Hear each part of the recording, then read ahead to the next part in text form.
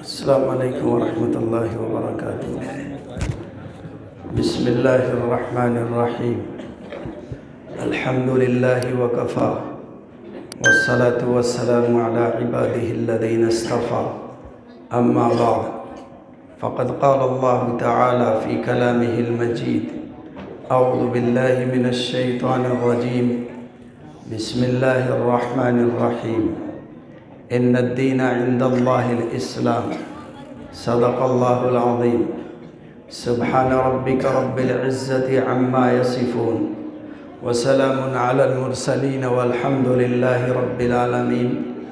درود پاک پڑھنے اللہم صلی علی سیدنا و مولانا محمد وعلی آل سیدنا و مولانا محمد وبارک وسلم، صلی اللہ تعالی علیہ وسلم، صلی اللہ تعالی علیہ وسلم۔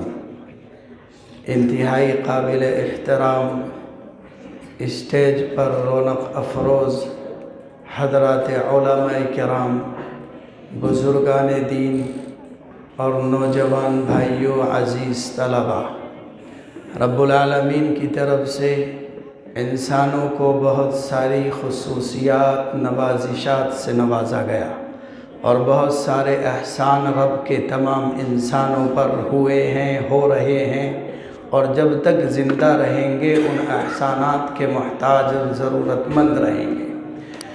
انسانوں کو اللہ نے عجیب عجیب نعمتوں سے نوازا، لیکن ہم مسلمانوں کے لیے اللہ کی طرف سے ملنے والے تمام انعامات میں سب سے قیمتی سرمایہ اور سب سے عظیم نعمت ایمان اور اسلام کی دولت ہے۔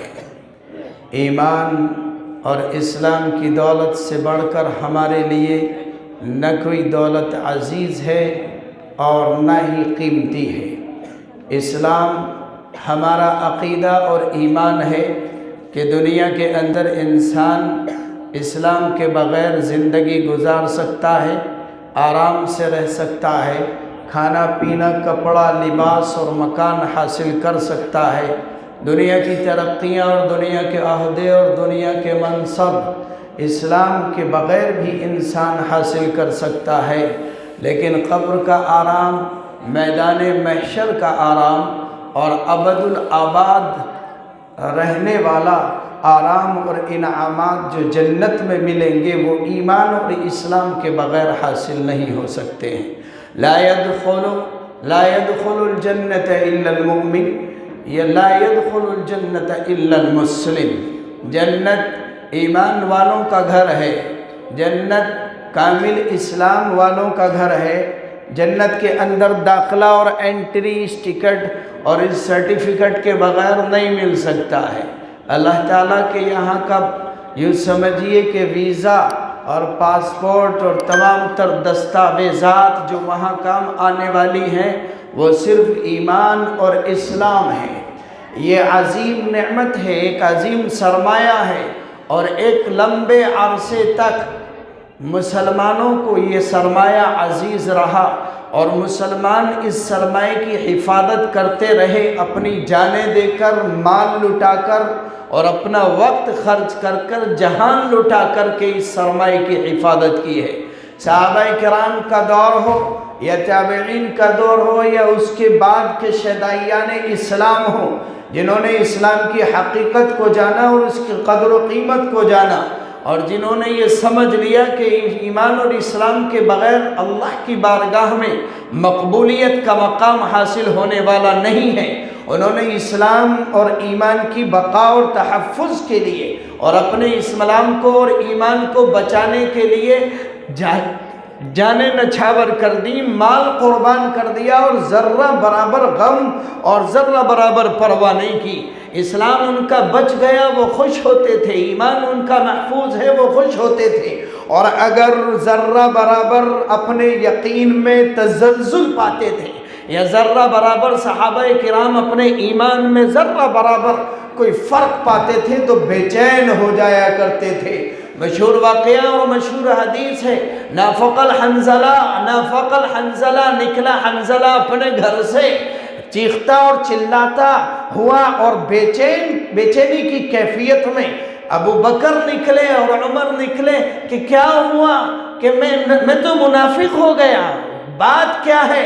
کہ بات یہ ہے کہ رسول اکرم صلی اللہ علیہ وسلم کی خدمت میں ہم ہوتے ہیں، اور رسول اکرم صلی اللہ علیہ وسلم کی بارگاہ میں اور آپ کی مجلس میں جب ہم ہوتے ہیں تو ہمارا حال یہ ہوتا ہے کہ جنت ہمارے سامنے اور دوزخ ہمارے سامنے ہے، اور ہمارے دل کی کیفیات کے تار رب العالمین سے جڑے ہوتے ہیں، ہمارے دلوں میں اللہ کی محبت موجیں مار رہی ہوتی ہے۔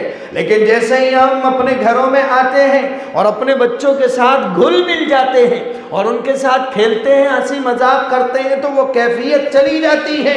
یہ کیفیت تو منافقانہ ہے، یہ کیفیت تو منافقانہ ہے۔ حالانکہ یہ کیفیت منافقانہ ان کی نہیں تھی، مگر پھر بھی ڈرتے ہیں کہ کہیں یہ کیفیت منافقانہ نہ بن جائے اور ہم برباد ہو جائیں۔ اس لیے اللہ کے نبی علیہ السلام کی خدمت میں جا رہے ہیں، اپنا دکھڑا لے کر، اپنی بیماری کو لے کر کے، اپنی بے چینی اور بے قلی کو لے کر کے، اور جا کر کے عرض کرتے ہیں یا رسول اللہ ہمارا حال یہ ہے، ہم پریشان ہیں، ہوا کیا، کیا بنی، کیا بات ہے؟ فرمایا آپ کی مجلس میں ہوتا ہے تو رنگ یہ ہے، اور آپ کی مجلس میں چلے جاتے ہیں تو ڈھنگ یہ ہے۔ اللہ کے نبی علیہ السلام نے تسلی دی اور فرمایا حنظلہ اگر وہی کیفیت رہے جو تمہاری میری مجلسوں میں رہا کرتی ہے تو فرشتے تمہارے بستروں میں آ کر تم سے مصافحہ کرنے لگیں، لیکن بیوی بچوں کا بھی حق ہے، بیوی بچوں کا بھی حق ہے کہ ان کے ساتھ وقت بتایا جائے، ان کے ساتھ ہنسی مذاق کی جائے۔ رسول اکرم صلی اللہ علیہ وسلم نے ان زاہدین کو، عابدین کو، ذاکرین کو یہ تعلیم دی ہے کہ دیکھو تمہارا ذکر، تمہاری فکر اور تمہارا یہ عبادات اگر گھر والوں سے کنارہ کشی اختیار کر کے ہے اور کونا پکڑ کے ہے، جس میں نہ بچوں کی پرواہ، نہ بیوی کی پرواہ اور کسی کی پرواہ نہیں ہے، تو یہ اللہ کے یہاں مقبول نہیں ہے، یہ رہبانیت ہے، یہ رہبانیت ہے۔ بچوں کا بھی حق ہے کہ ان کے ساتھ آپ کھیلو، مذاق کرو، ہنسی مذاق شریعت کے دائرے میں رہ کر کے، بیویوں کے ساتھ بھی ہنسی مذاق کرو شریعت کے دائرے میں رہ کر کے۔ اللہ کو یہ ادا پسند نہیں ہے، وہ بزرگ پسند نہیں ہے، وہ ذاکر پسند نہیں ہے جو اللہ اللہ کرتا رہتا ہے اور بیوی تڑپتی ہے اس کو، اور بے چین رہتی ہے اور ترستی ہے اس کی ایک ہنسی کے لیے، ایک مسکراہٹ کے لیے، دو چار ہنسی اور مذاق کی باتوں کے لیے۔ اللہ کو ایسے عابد اور زاہد پسند نہیں جن کے چہرے کی ڈسپلے پر کبھی کوئی دوسرا وال پیپر آتا ہی نہیں ہے، سوائے غصے کے اور سوائے فکر کے نہیں۔ تمہارے نبی کی سنت ہے اور تمہارے نبی کا اخلاق ہے کہ آپ گھر میں داخل ہوتے ہیں تو مسکراتے ہوئے داخل ہو رہے ہیں۔ آج بعض لوگوں پہ ایسا رنگ چڑھتا ہے کہ بس اللہ اللہ، اور بیوی آئی جی سنیے کہ بات مت کر ذرا اور تصویر پہ لا رہبانیت فی الاسلام، ایسے عابد اللہ کے یہاں بہت پٹیں گے، اور ایسے گوشہ نشین جو بیوی اور بچوں سے ہٹ کر کے ذکر و فکر میں رہتے ہیں اللہ کے یہاں بہت پٹیں گے۔ یہ رہبانیت ہے، اور یہ رہبانیت اسلام میں اس کو کوئی گنجائش نہیں ہے۔ دیکھو تمہارے نبی کا اخلاق، کردار اور آپ کی سیرت کہ آپ آ رہے ہیں تو مسکراتے ہوئے آ رہے ہیں، اور آ کر کے فوراً نواسے گود میں چڑھ جا رہے ہیں حسن اور حسین، اور صرف اتنا ہی نہیں، روایات میں آتا ہے آپ نماز پڑھ رہے ہیں اور وہ گود میں بیٹھے ہیں، اور جب سجدے میں جا رہے ہیں تو اتار کے جا رہے ہیں، اور وہ بچے ہیں سجدے میں گئے تو پیٹھ پہ اور گردن پہ آ کے بیٹھ گئے۔ محبوب کبریا صلی اللہ علیہ وسلم نے بچوں کو نہیں جھڑکا، اپنا سجدہ لمبا کر دیا۔ آج کا عابد اور زاہد ہوتا تو پہلے بچوں کی صحیح کر کے خیریت پوچھتا اور ڈنڈے سے، پھر ان کی ماں کی کہیں سے باندھ کے رکھ، اور ماں بھی کہتی ہے کہ بیٹا آپ کنارے ہو جاؤ جلاد آ رہا ہے، بیٹا آپ کنارے ہو جاؤ تمہارا باپ بھیڑیا آ رہا ہے۔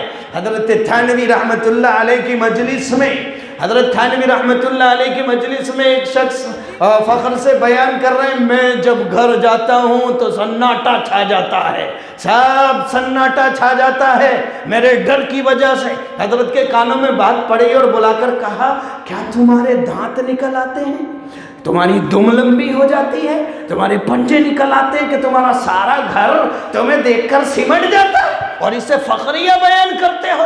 اسلام میں اس عادت کو اور اس طرح کے اخلاق کو کوئی گنجائش نہیں ہے۔ نبی کی فکر یہ ہے کہ اگر حقیقت میں پنجے لگے ہوئے بھی ہیں تو توڑ کے باہر جائیے، اور اگر غصے میں ہو تو غصہ باہر رکھ کر جائیے، اور اگر تمہاری فطرت میں ہی غصہ ہے تو کم سے کم جھوٹی مسکراہٹ چہرے پر لے آئیے۔ اللہ تعالیٰ نے ایسے عابدوں کو پسند نہیں کیا ہے، ایسے زاہدوں کو پسند نہیں کیا ہے، یہ رہبانیت ہے۔ اس لیے اللہ کے نبی نے فرمایا بیوی بچوں کا بھی حق ہے، بیوی بچوں کا بھی حق ہے۔ روایتیں ہم سنتے رہتے ہیں کہ آپ نے اپنی بیویوں کو کھلایا بھی ہے اور کھیل دکھایا بھی ہے، دوڑے بھی ہیں، آپ پنجہ بھی لڑایا ہے صرف ان کی دلجوئی کے لیے۔ اللہ کے نبی علیہ السلام ہم شادی کر کے لاتے ہیں اور بوڑھے ہو جاتے ہیں، کبھی مسکراہٹیں، اور دیہات کی زندگی کو تو کیا کہیے، میں گاؤں کا رہنے والا ہوں، گاؤں کی پیدائش ہے، ہم نے دیکھا ہے کہ پہلے دن کی بیوی بھی زندگی بھر وہ ایک پلیٹ میں کھانا نہیں کھا سکتی ہے۔ ایسا ہوتا ہے، ایک پلیٹ میں کھانا نہیں، بالکل پاس بیٹھ نہیں سکتے ہیں۔ تو بھائی ان کی شادی میں چاروں کی کیوں کی ہے؟ الگ الگ ان کو کہیں بھیج دیا ہوتا، کسی کو کسی آشرم میں، کسی کو کسی آشرم میں۔ قرآن کریم بیان کرتا ہے لِتَسْكُنُوا إِلَيْهَا، یہ سسٹم، یہ نظام اس لیے قائم کیا گیا ہے تاکہ میاں بیوی آپس میں ایک دوسرے سے تسکین حاصل کریں، انس حاصل ہو، محبت ہو، گفتگو ہو، درد کا اظہار ہو، سننا ہو نہیں۔ اور بوڑھیا بڈھے جس کے ساس سسر زندہ ہیں، اب تو وہ بارڈر قائم کر دیتے ہیں، اس حد پہ تم رہو اور اس حد پہ ہم رہیں۔ یہ میرے نبی کا اخلاق نہیں ہے، یہ اسلام کی تعلیم کے خلاف۔ حضور نے فرمایا وہی کیفیت رہیں تو فرشتے مصافحہ کریں گے، لیکن بیوی بچوں کا بھی حق ہے، ان کو بھی وقت دیا جائے گا، لیکن جائز دائرے میں۔ اب اتنا بھی نہیں کہ آئیے اور چلو فلم دیکھنے چلتے ہیں، اور آؤ اور چلو وہاں گھر میں جو لگا رکھا ہے، وہ جو شیطان کا پوسٹر لگا ہوا، دونوں پڑے ہوئے آؤ فلم، بیوی محترمہ ڈیمانڈ کر رہی ہے کہ یہ پرانا ہو گیا، بڑا والا LCD لے کر آئیے۔ اب اتنا بھی منہ پر نہیں چڑھا جائے گا، یا وہ نماز نہیں پڑھتی، وہ پردے کا اہتمام نہیں رکھتی، تو اب بعض لوگوں کو دیکھا کہ وہ اتنے کول ہوتے ہیں کہ وہ کچھ بھی کریں، وہ پہاڑ ڈھائیں، دیواریں توڑیں، تب بھی کچھ کہنا نہیں ہے۔ اللہ کے نبی کا اخلاق ہے، ایسی جگہ غصہ نہ آنا دیوسی ہے، ایسی جگہ غصہ نہ آنا دیوسی ہے۔ شریعت کے خلاف اگر کوئی کام کرے، بیوی ہو، بیٹا ہو، باپ ہو، بھائی ہو، اور غصہ نہ آئے، اس کو حدیث میں دیوسی سے تعبیر کیا گیا ہے۔ مگر غصے کی جگہ غصہ آتا نہیں ہے، اور جہاں غصہ نہیں آنا چاہیے وہاں آتا ہے، جہاں برداشت کرنا چاہیے وہاں تو گولا بن جاتے ہیں، آگ کا شعلہ، اور جہاں پر گولا شعلہ بننا چاہیے وہاں پر برف کا ڈھیلا بن جاتے ہیں۔ نمک اگر تیز ہو جائے تو ماں بہن کو نہیں چھوڑتے، اگر کھانے میں مرچیں تیز ہو جائیں تب ماں بہن کی خیر نہیں ہے، پر کپڑوں پر استری نہیں ہوئی ہے تب خیر نہیں ہے، اور نمازیں چھوڑ رہی ہیں، بے حیائی اور بے غیرتی کا بازار گرم کیے ہوئے ہیں، اور لوگوں کی حیوانیت کا شکار ہو رہی ہے، اور روزے چھوڑتی ہے، تلاوت کا اہتمام نہیں کرتی، لباس غیر شرعی پہنتی ہے، حضرت کو غصہ نہیں آتا ہے، میرے نبی کے اخلاق کے خلاف ہے، یہ دیوس ہے، یہ با اخلاق نہیں ہے، یہ دیوس ہے۔ یہاں پر غصہ آنا چاہیے، لال پیلا ہونا چاہیے۔ ہمارے نبی صلی اللہ علیہ وسلم کے خطبات میں یہ بات آتی ہے کہ بعض مسائل اور مرتبہ بیان کرتے ہوئے آپ اتنے جوش اور جذبات میں آ جاتے تھے کہ چہرہ انور ایسا ہوتا تھا، اور اس پر پسینے کے دانے جیسے کہ پسینے کی بوندیں جیسے انار نچوڑ دیا گیا۔ تو صحابہ کو ایمان کا اتنا فکر رہتا تھا، انہیں جان سے زیادہ، مال سے زیادہ ایمان کا فکر، اور صحابہ کی پوری 110 سالہ تاریخ ان واقعات سے اور حالات سے پر ہے کہ انہوں نے سب کچھ دینا گوارا کیا، ایمان کا سودا نہیں کیا۔ کچھ دنوں سے بلکہ ایک لمبے عرصے سے ہمارے اندر تنزلی آئی، دنیا کی محبتیں دلوں میں آئی، دنیا کے اغراض کی محبتیں دلوں میں آئیں، اور دنیا کی چمک دمک دل و دماغ پر ایسی چھائی کہ ایمان اور اسلام کی قیمت ہمارے نزدیک کچھ نہیں۔ آج ہمارے نزدیک قیمت ہے کاروبار کی، فکر ہے کاروبار کی۔ اگر کاروبار کہیں پر دب گیا، پٹ گیا، بند ہو گیا، چیخ جاتے ہیں، اور کتنوں کو تو ہارٹ اٹیک ہو جاتا ہے، اور ایمان لٹ رہا ہے نسلوں کا، اسلام چھینا جا رہا ہے نسلوں کا، کوئی پرواہ نہیں ہے۔ کوئی پرواہ نہیں ہے۔ اسلام کو یہ سمجھ لیا ہے ابا کا نام عبد الغفور تھا اور میرا نام عبد الشکور ہے اور بیٹے کا نام مغفور رکھ دیا، سب بخشے بخشائے۔ لا الہ الا اللہ پڑھتا تو ہوں جی، اور کتنوں کو کہتے ہوئے سنا ہے کہ جی جنت مسلمانوں کے لیے تو بنی ہے، مسلمان تو جنت میں جائے گا ہی۔ ہاں بالکل بے شک جائے گا، لا يدخل الجنت الا المسلم، لیکن مسلمان تو ہو۔ کیا اسلام کسی خاندان کا نام ہے یا برادری کا اسٹیکر اور لیبل ہے کہ اس میں پیدا ہونے کے بعد آپ بنا کچھ کیے مسلمان بن جائیں گے؟ کیا اسلام کسی علاقائیت کا نام ہے؟ کون سا لیبل ہے اسلام؟ اسلام کسی برادری خاندان کا نام نہیں ہے۔ اسلام نام ہے نظام خدا بندی کا، جو محبوب کبریا جناب محمد الرسول اللہ صلی اللہ علیہ وسلم پر اللہ نے نازل فرمایا ہے۔ اس قانون کا، اس نظام کا، اس ضابطۂ حیات کا نام اسلام ہے۔ اور یوں کہوں دو لفظوں میں کہ قرآن و سنت کی اتباع کا نام اسلام ہے۔ قرآن و سنت کی اتباع کا نام اسلام ہے۔ قرآن کریم کی اتباع اور سنت رسول کی اتباع کا نام اسلام ہے۔ ترکت فیکم امرین لن تضلوا ما تمسکتم بہما، رسول اکرم صلی اللہ علیہ وسلم نے فرمایا تھا دو چیزوں کو مضبوطی سے پکڑے رہنا، ایمان بھی محفوظ اور اسلام بھی محفوظ رہے گا۔ دو چیزوں میں سے کوئی چھوٹ گئی تو تمہارے ایمان پر بھی خطرے منڈلائیں گے اور اسلام پر بھی۔ ترکت فیکم امرین لن تضلوا ما تمسکتم بہما، کتاب اللہ و سنت رسولہ، فرمایا قرآن اور سنت تمہارے درمیان چھوڑ کر جاؤں گا۔ قرآن کو مضبوطی سے پکڑنا، نبی کی سنت کو مضبوطی سے پکڑنا تو تم محفوظ رہو گے۔ تمہاری جان، تمہارا مال اگرچہ لوٹ لیا جائے مگر تمہارا ایمان اور اسلام کوئی تم سے چھین نہیں پائے گا۔ اسلام نام ہے قرآن و سنت کی اتباع کا۔ اب سمجھ میں بات یہ آئی، دو باتیں مختصراً، دو ذمہ داریاں ہماری بنتی ہیں۔ ایک، قرآن و سنت کا ہم علم حاصل کریں، دو، اس علم پر عمل کریں۔ قرآن و سنت ہدایت کے دو نور ہیں، قرآن و سنت ہدایت کے دو نور ہیں، ان کو ہمارے پاس ہمیں محفوظ رکھنا ہے۔ اگر اسلام، اور ظاہر سی بات ہے کہ اس پر چلنے کے لیے ان کا علم ضروری ہے، اس لیے رسول اکرم صلی اللہ علیہ وسلم نے فرمایا طلب العلم فریضۃ علی کل مسلم و مسلمہ، ہر مسلمان مرد اور عورت پر علم دین کا حاصل کرنا فرض ہے۔ جیسے نماز فرض ہے، روزہ فرض ہے، زکوٰۃ فرض ہے، حج فرض ہے اور دیگر حقوق العباد فرض ہے، اسی طرح قرآن کا اور سنت کا، اللہ تعالیٰ کے احکامات کا، شریعت کی تعلیمات کا اتنا علم حاصل کرنا جس سے حرام اور حلال کا پتہ چل جائے، جائز اور ناجائز کی تمیز ہو جائے، احکامات اور آداب معلوم ہو جائے، حقوق العباد اور حقوق اللہ کا پتہ چل جائے اور ان کی ادائیگی کا سلیقہ آ جائے، اتنا علم حاصل کرنا فرض ہے، دین کا علم حاصل کرنا۔ مگر اس کی طرف توجہ نہیں ہے، توجہ اس لیے نہیں ہے کیونکہ ایمان اور اسلام کی قدر نہیں ہے۔ اب قدر ہے پیسے کی تو پیسے کی طرف توجہ ہے، اب قدر ہے کاروبار کی تو کاروبار کی طرف توجہ ہے، اس کے بند ہونے کا، اس کے کم ہونے کا، اس میں نقصان کا سب کو فکر ہے کیونکہ اس کی قدر ہے۔ اگر ایمان کی قدر ہمارے نزدیک ہو تو پھر ایمان کے لیے بھی ویسے ہی تڑپے، بلکہ اس سے زیادہ جس طرح ہم کاروبار کے لیے تڑپتے اور بے چین رہتے ہیں اور تدبیریں کرتے ہیں۔ لاک ڈاؤن لگا، کاروبار دکانیں لوگوں کی بند ہوئی چند مہینوں کے لیے، تڑپ اٹھے، بے چین ہو گئے اور بعضوں کے تو دل پھٹ گئے اور دنیا سے رخصت ہو گئے۔ کاروبار بند ہوا، کاروبار لٹا تو، اور اسلام ہزاروں سال سے لٹ رہا ہے، کسی پہ کوئی فرق نہیں پڑا۔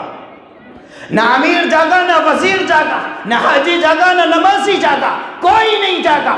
اسلام لٹتا رہا، نسلوں سے رخصت ہوتا رہا، کسی کو کوئی پرواہ نہیں۔ قوم میں، معاشرے میں، سوسائٹی میں اگر عمومی اعتبار سے کوئی مصیبت آتی ہے، سب سر جوڑ کر بیٹھ جاتے ہیں، کیا کرنا چاہیے، کیا تدبیر اختیار کرنی چاہیے۔ نسلوں کا اسلام چھنتا رہا، بیٹیاں مرتد ہو رہی ہیں اور ہوتی رہی، بیٹے مرتد ہو رہے ہیں، لاکھوں کی تعداد میں ہمارے ملک کے اندر پیارے دین اسلام کو چھوڑ کر مرتد بچیاں ہو چکی ہیں، کسی کو کوئی پرواہ نہیں۔ پرواہ کب ہوتی ہے؟ جی ایس ٹی لگ گئی، جی حکومت نے پریشان کر دیا، جی ایس ٹی لگ گئی، نوٹ بندی کر دی، طوفان آ گیا، لوگ فجر سے جا کر لائنیں لگا رہے ہیں 2000 روپے کو نکالنے کے لیے، اور ایمان لٹ رہا تھا، 5 منٹ کے لیے فجر میں مسجد نہ جا سکا۔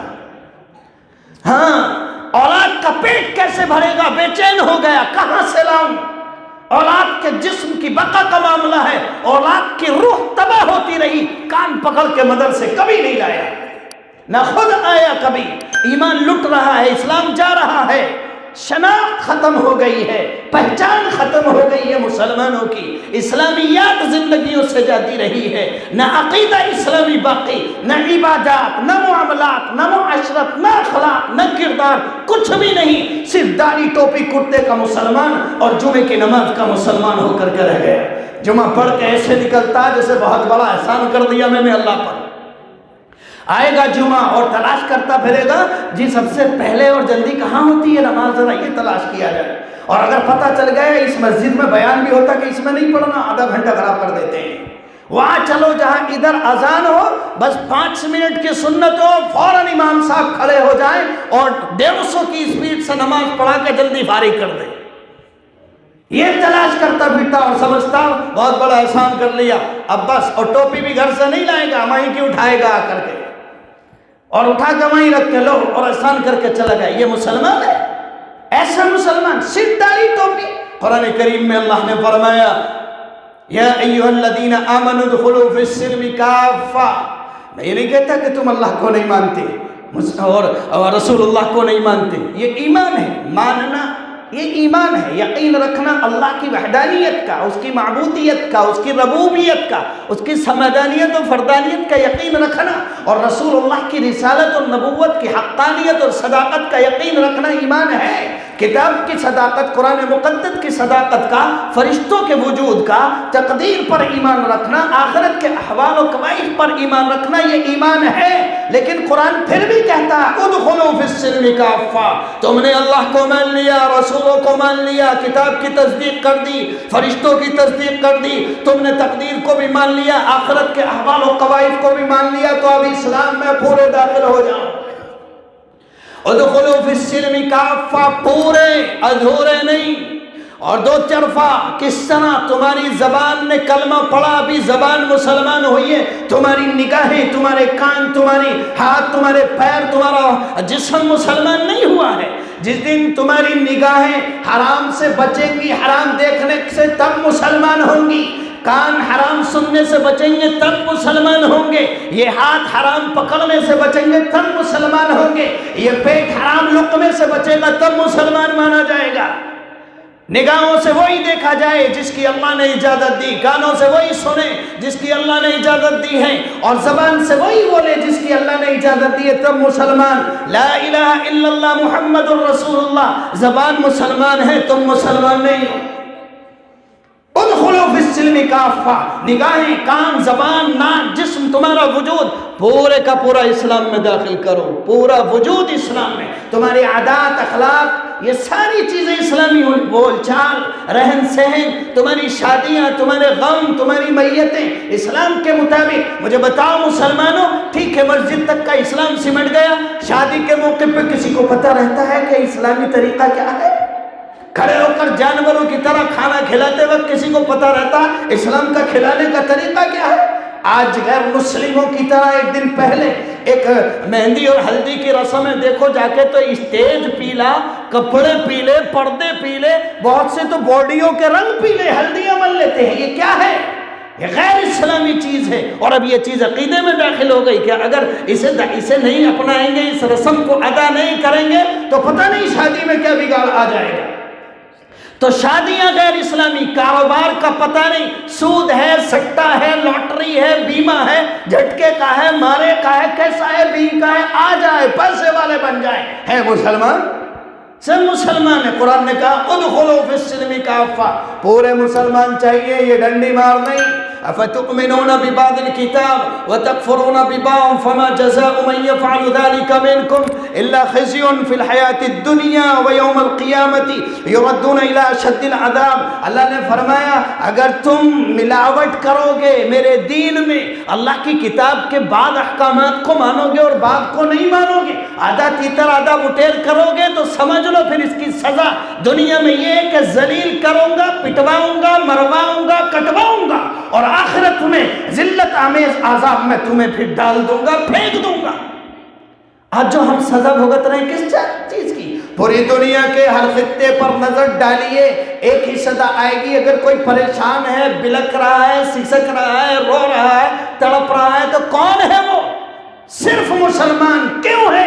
اسی طرح کہ ہم نے اللہ کے دین کے ساتھ خیانت کی، ملاوٹ کی، قتل بیونت کی، اس میں گھوٹالے کیے، ڈنڈی ماری۔ نماز پڑھ لی تو زکوٰۃ کھا گئے، زکوٰۃ دے دی تو حج کی پرواہ نہیں، حج کر لیا تو روزے کھلے عام کھاتے ہیں، اور روزے نماز رکھ لیا تو علماء کو گالیاں، مدارس پر اعتراض، قرآن کی تعلیمات دینے والے درسگاہوں اور ان استادوں پر اعتراض۔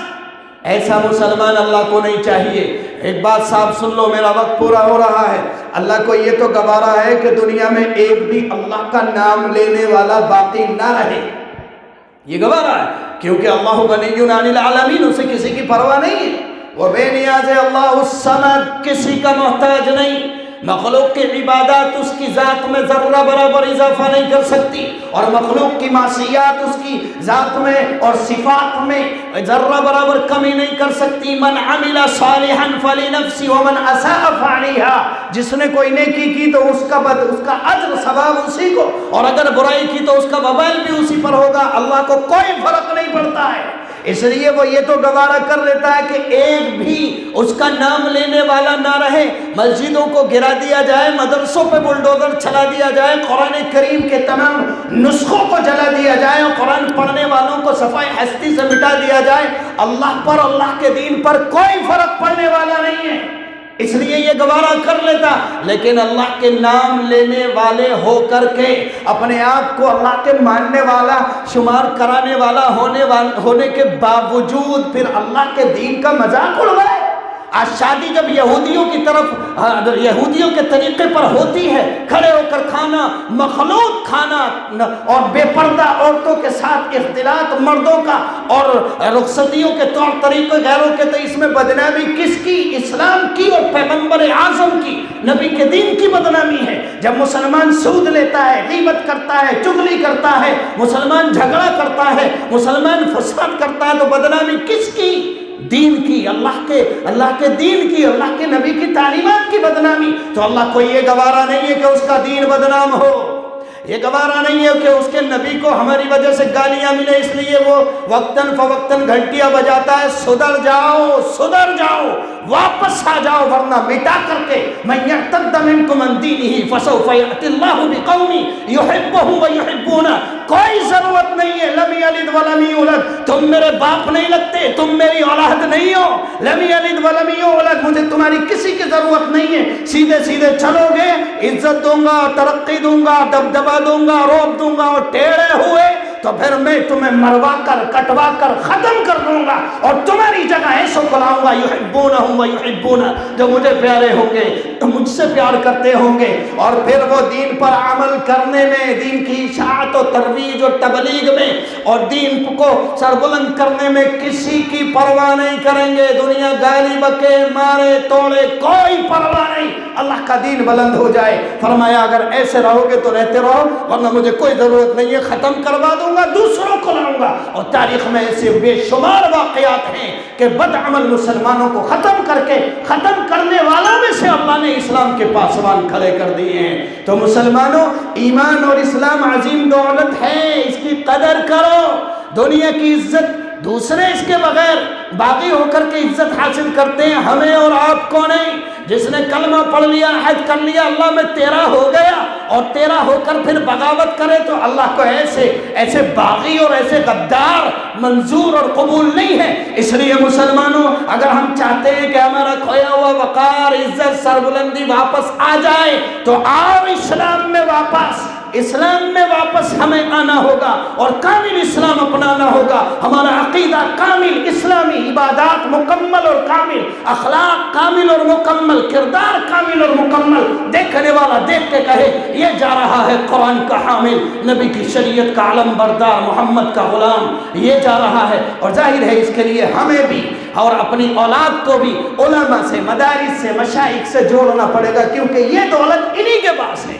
یہ اسلام اور ایمان کی دولت مارکیٹوں اور منڈیوں میں نہیں ہے، یہ انٹرنیٹ پہ نہیں ہے، یہ انہی کے پاس ہے، چاہے یہ ہم سے نیچے ہے یا ہم انہیں دبا کچلا بنا دے یا سمجھتے ہو، حقیر ہو، دنیا کی نظر میں ذلیل ہو، ہوگا کسی کے پاس کوئی عہدہ قلم میں دم، لیکن آخرت کا سرٹیفکیٹ بانٹنے والے اب قیامت تک یہی ہیں، اور یہ سرٹیفکیٹ میرے نبی نے ان کو دیا ہے۔ ان العلماء ورثۃ الانبیاء، نبیوں کی وارث، نبیوں کی وراثت چاہیے، قرآن کی وراثت، قرآن کی تعلیمات چاہیے، خدا کا نظام چاہیے، تو آؤ ان کے در پر انہیں منا لو، ان سے اپنے آپ کو جوڑ لو، خدا کی قسم یہ تمہیں رسول سے ملوا دیں گے اور رسول تمہیں اللہ سے ملوا دے گا۔